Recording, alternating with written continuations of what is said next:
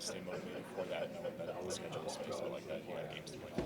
Yeah, division games are always fun, no matter what time of the year they're at. You want to set a precedent for, wherever you're at in the standings to make sure that teams know what kind of game you bring every single night, right? And that's been the case over the past 4, 5, 6 years. Those division games are always really tight against the Edmontons, Calgarys, and Vancouver's, and everyone in between. So it makes for a fun division, and obviously every single game is important. It's no secret to the players what those games mean, and it's been that way since a couple of years now. Where coming end of the year, those playoff spots are tight. So. Yeah. What's the challenge of playing a team on a back-to-back, especially a team as high skill as that? Obviously not taking them lightly.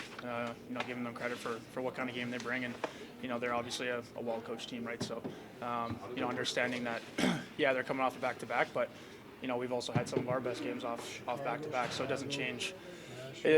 Those sorts of things shouldn't change the mentality of your group going into games. Treat every single game the same way.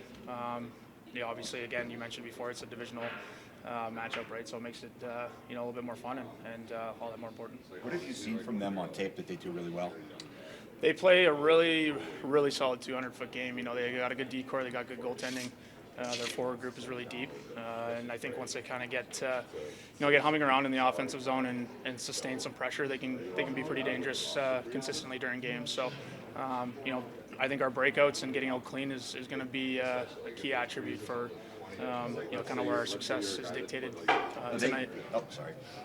They were up 2-0 in the third period last night and ended up losing the game in overtime. You guys kind of talked about the second night of a back-to-back, but how much maybe more pep in their step do you kind of expect from them, knowing that they lost that game last night?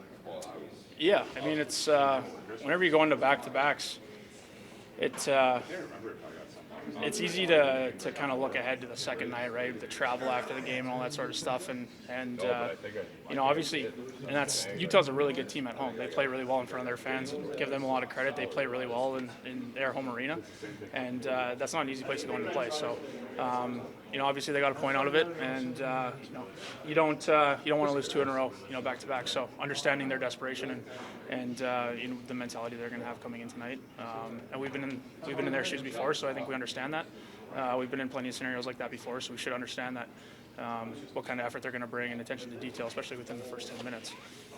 So obviously managing pucks, not giving them any life right off the hop, and again using our crowd to our advantage. It feels a little strange facing two Western Conference teams for the first time this year. In the last couple of games. Yeah, very. Seems pretty rare, right? Yeah. Yeah, obviously the schedule's been a little, kind of a little squirrely like that. It seems like, but obviously you welcome them when they come. It's those games are always fun, and obviously playing the East teams, it's a bit of a different style when you go over there, vice versa. They come here, and obviously the points aren't magnified in those scenarios. Obviously you want to get them.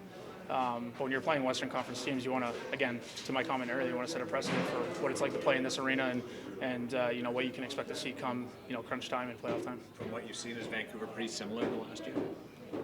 Yeah, I would say so. I think A couple of new players. Yeah, but that's the same with every team, right? So every team's figuring out how to utilize different guys in different roles, and some guys take longer than usual to figure out their roles and kind of where they slot into that group, right? And I'm not saying Vancouver's trying to figure that out by no means, but they've been playing well, they've been doing well down the stretch, and they've been finding some scoring, and obviously got one of their big pieces back in Demko, right, which gives them a lot of life, and a few other guys. So, Yeah. Thanks, Zach.